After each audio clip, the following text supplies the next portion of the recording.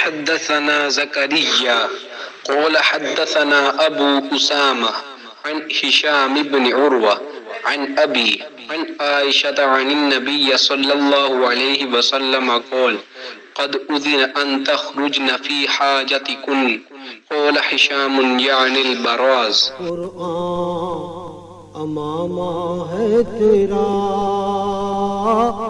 منبر تیرا عرش بری، یا رحمت للعالمین۔ آپ صلی اللہ علیہ وآلہ وسلم نے اپنی بیویوں سے فرمایا کہ تمہیں قضائے حاجت کے لیے باہر نکلنے کی اجازت ہے۔ صحیح بخاری حدیث نمبر 147۔